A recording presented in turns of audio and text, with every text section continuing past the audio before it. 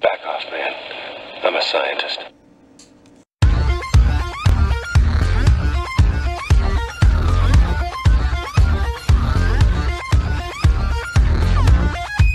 Hey YouTube, Super Action Guy back with you, and another Ghostbusters mod video, if you will. This is the Ghostbusters Spirit Halloween Walkie Talkie, and as it comes out of the case, it comes with a nice leatherette impression, sort of fake leather holster with a Ghostbusters logo, the Motorola-ish looking radio, and then the, well, that's it. But this has been modded. Listen. You smell something? So I'm going to show you guys the mods and explain to you where you go to buy the parts. Okay, so I'll put the links down below in the comments section of the video. But what you're looking at here is basically the Spirit Halloween radio. And externally, the only thing that changes with this is the addition of a genuine looking Motorola MT500 label. So normally it just says Ghostbusters up there. This makes it look a little bit more authentic, and it actually is a very well done scaled prop of the actual Motorola MT500. I searched Google for some pictures of it, and this is actually pretty darn close. It has a number of modes of operation, which I'm going to get into towards the end of the video, but first I want to show you what you have to do to mod the radio. So first and foremost, it comes with some Try-Me batteries. You're going to want to take those out, which I'll do off camera. And then there are a series of screws, 1, 2, 3, 4, 5, 6, 7. So I'm going to go ahead and get all the screws out, open it up, and show you guys the inside. Okay, so the screws are all the same, which is nice. You do not have to worry about who's who in the zoo, so to speak, when you go to try and put them all back together. They are the same. Now when you do remove this, the button on the side here is what activates the radio. Here's your on-off switch right here. So when you separate the two halves, just be careful. Go a little slow because these wires are short in a lot of cases. What I noticed, especially with mine, is how short the wires are. And this silver bezel here actually can go on either side of the radio. So to make it easier, I don't know if I'm going to be able to separate it, but it comes in half. It's not the easiest. I'll try and just show you guys like this. But you can see the spring in there. This is what I got to get out.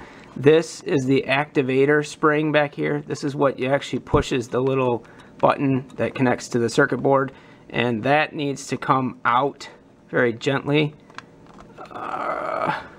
It's going to take the whole half of this thing with me. Okay. All right. Well, not ideal, but that'll work. Okay, and then you can see inside the components that you have to essentially modify. So first and foremost, there's a little weight down there, which is nice. It gives the prop some heft. And then what you're going to do is you're going to desolder the circuit board that comes in the walkie-talkie originally. I don't have that with me. I think I got rid of it already. But the SpongeFaceMcGee kit essentially comes with two parts. It comes with the label and then this Spirit Radio circuit board. And if he's got a very detailed instruction manual here. But what you're going to do is essentially take the leads after you desolder them from the motherboard, and the two speaker wire leads you're going to mount through these strain relief areas on the board, and then you're going to bring them up here. Order does not matter. They can go either or for the speaker. Then you have the switch leads, which again, order does not matter. These are super short on mine. On his, I believe, one of them, no, they're both red, but on mine they're red as well. Again, order doesn't matter, but they're super short. This was really hard to do without the assistance of like helping hands for those of you guys that solder. And essentially you're just going to take one into switch, and then there's another label switch up here. And you're only using like a very small dab of solder in any of these cases. And then you have your battery positive and your battery ground. So this is the only point where you really have to watch out what goes where. Your ground, in my case, my ground wire is green, and it's pretty self-explanatory. It goes through the strain relief valve into the grounding hole, and then your positive battery lead, which I think comes off of your switch. Yes. Nope, it's fed back up through the on-off switch up here. That's just going to go into switch up here. So really it's pretty straightforward. There's 1, 2, 3, 4, 5, 6 solder joints you have to make. I am not an expert solderer by any means, but I fluxed them and tinned my iron, and it went on within a couple of seconds. Originally when I turned it on, I wasn't getting anything at all, so I started to panic, but I just rechecked my solder joints, and what happened was my ground lead wasn't very secured. I didn't have quite enough good contact on the ground. So what I did there was just solder that joint again, and then it seemed to work. From there, you can switch the unit on, and then you can test it by pressing the actual little activation button down here, and I'll tell you if it's working. Oh, yeah, there's no batteries in it.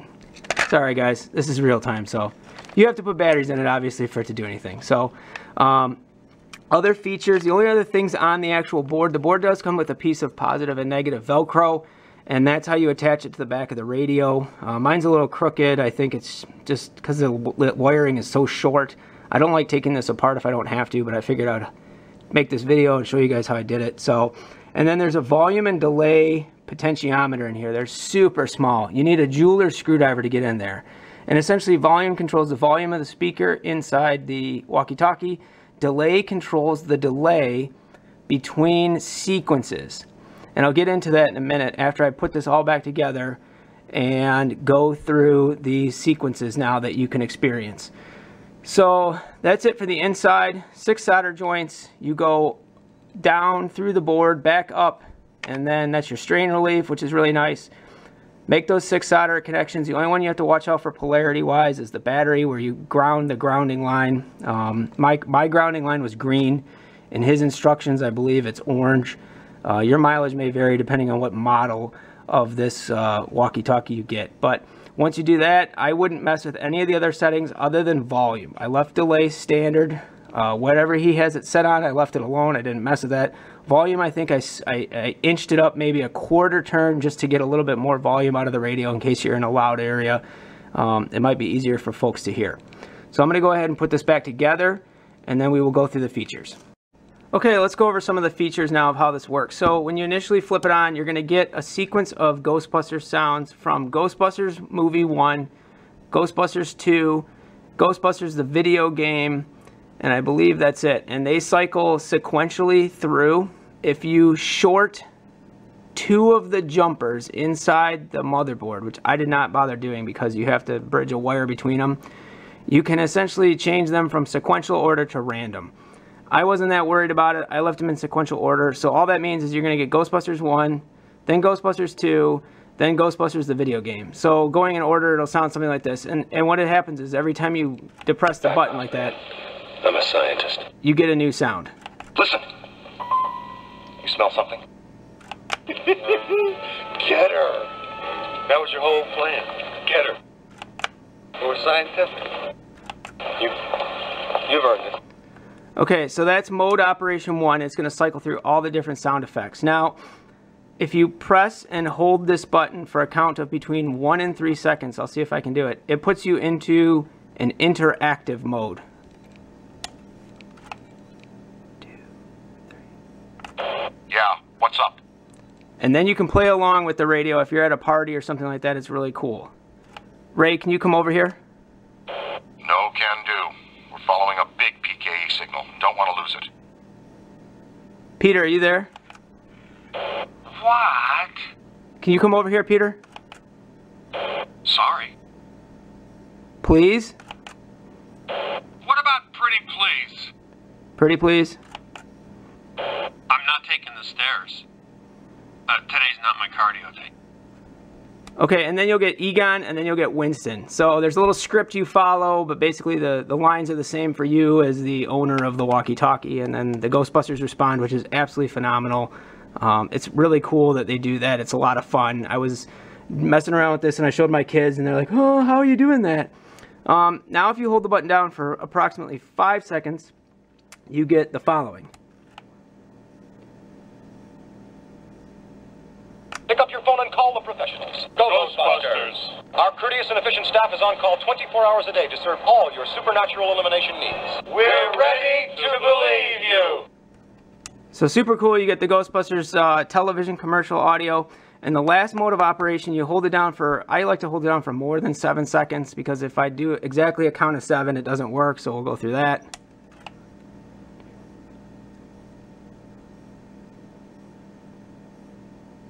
Come in, Ray. And you'll get this entire sequence. Pittman! I saw it! It's right here, Ray. It's looking at me. He's an ugly little spud, isn't he? I think he can hear you, Ray. Don't move. It won't hurt you. Ah! Pittman, what happened? Are you okay? He slimed me. That's great! Actual physical contact! Can you move? Ray, come in, please. Spengler, I'm with Venkman. Oh. So it'll go through that entire sequence eventually. And it is really cool, you guys. If you have the radio, it's definitely worth the upgrade to do this. I am not a very good solderer by any stretch of the imagination, but I've tinkered in it. You know, I don't have a great soldering iron. It's not a Hako or anything. But it worked fine. It was 6 pieces that I had to desolder, 6 wires that I had to solder. No real issues other than my grounding wire wasn't initially soldered very well, which I went back and fixed. The label adds a really nice touch. He does have other things as well, like real leather holsters that have the Motorola logo. This holster is pretty flimsy. I'll warn you guys, if you keep it on your belt, this piece actually here detached this little rivet, and it fell to the ground a few times with the radio in it. Luckily the radio's fine, it's not even scraped or anything. But I had to like reinforce this down here and re-glue it all and make it a nice solid connection. I haven't had any issues since then. So just be careful, your mileage may vary with the holster, but it is a lot of fun. I don't know if this video hopefully didn't go through every step. I didn't do it in real time as far as the actual modifications, but hopefully that helps. I want to give you guys a big thank you for the subscribers I've been getting lately. Watching these Ghostbusters videos, they're a ton of fun to make. I owe you guys an inside of the wand, which is still on my to-do list. And then somebody suggested I buy the ghost trap from Walmart and mod that. So I probably will. If I can find a ghost trap again, I'll probably buy that, mod it. Someone also asked, you know, are you doing anything to help out with my pack? You know, this is the pack I've modded here. I'm interested in that, but I don't know how to make it happen. And I would definitely be interested in modding stuff like that in the future for folks, because it's a lot of fun for me. I love to build and mod and do stuff like that. So I hope you guys enjoyed watching. Hit that comment button down below. Let me know what you think. Ways to improve, what else you'd like to see down the road. Don't forget to hit subscribe, that like button as well. I really appreciate it. It means a lot to me, guys. I do read all the comments, good, bad, and the ugly. They're all important. So thank you guys for watching, and I will see you guys later. Super Action Guy out.